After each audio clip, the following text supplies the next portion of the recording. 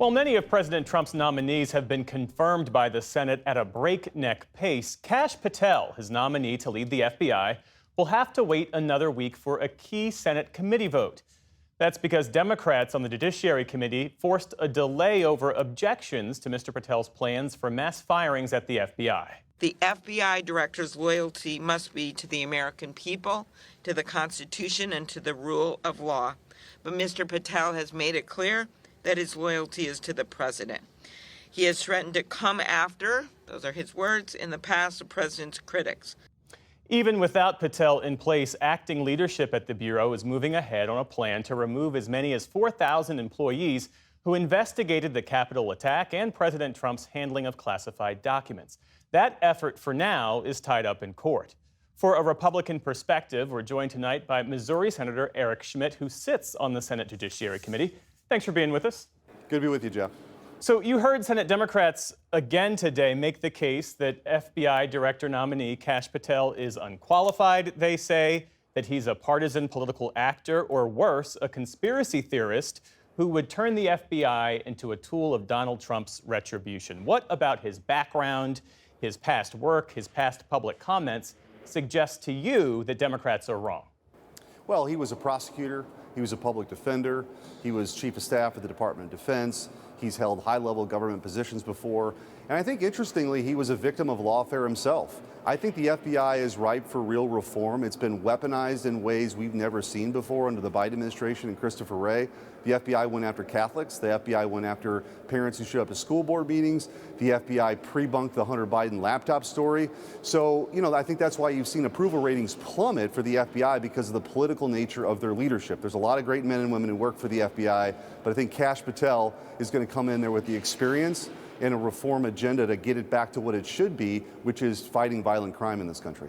Well, in his 2023 book titled Government Gangsters, he included a list of 60 perceived Trump critics that Democrats argue functions as an enemies list. If he's not going to be focused on retribution as they see it, why the need for a list of potential targets? Well, that was their characterization of a footnote in his book, in the endnotes, actually. He was pretty clear in his testimony that he's committed. He came to this country as an immigrant. He believes very deeply in the American experiment. He believes that people should be treated fairly under the law. And I think having the perspective of the abuses that we've seen over the last 4 years, again, going after Catholics and parents and political enemies, he wants to put a stop to that. Pam Bondi wants to put a stop to it, too. She'll be leading and sworn in as Attorney General. So I think there's a real opportunity to get back to a place where our law is being applied fairly, that we don't have two tiers of justice that we saw under the Biden administration. I want to ask you about the potential for mass firings at the FBI, namely the thousands of FBI employees who worked on the investigations into the Capitol attack. As you well know, many of those agents involved worked in the FBI's counterterrorism division. So these are folks who investigate threats not only in the U.S., but from overseas, from groups like ISIS, Hamas, Al-Qaeda, the list goes on. The FBI Agents Association says that just the mere threat of these firings distracts and destabilizes the FBI workforce. Are you worried that this makes the country, as a result, less safe? Well, I think, honestly, you look at what's the approval rating that's plummeted over at the FBI in the last 4 years because of the weaponization of the Biden administration. That's kept really good people away from the FBI that might have applied, who don't want to belong to a Stalin-like political retribution campaign. That's what we've seen. Those are the facts. That's what we've seen in the last 4 years. What Kash Patel testified about in that committee hearing, I thought was really refreshing. He said that about a third of the FBI agents are in Washington, D.C. right now. Get those FBI agents across the country to take on violent crime, to take on human trafficking.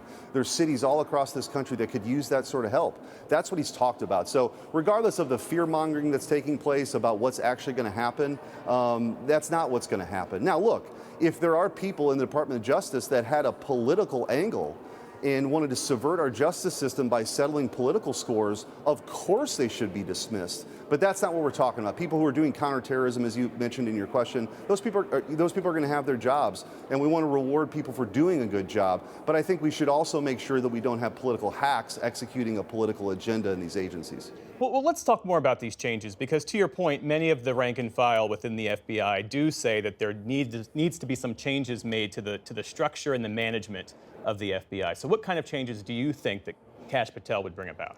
Well, I think, again, about a third of all those FBI employees work in Washington, D.C. And now obviously there need to be some people here.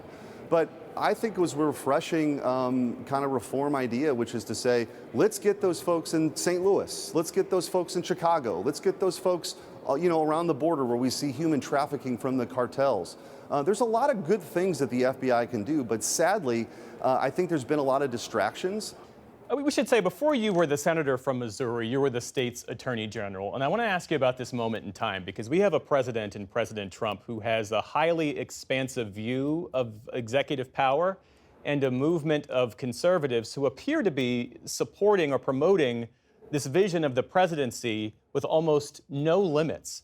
How do you see the role of the executive, and how do you see your role as a member of a co-equal branch of government? Well, I think it's an interesting question. I wonder if you asked any Democrats about this the last 4 years, because we had Joe Biden, who bulldozed the Constitution when he tried to forgive $500 billion worth of student loan debt. The Supreme Court said you don't have the ability to do it. Joe Biden tried to do it again and again and kept getting slapped down.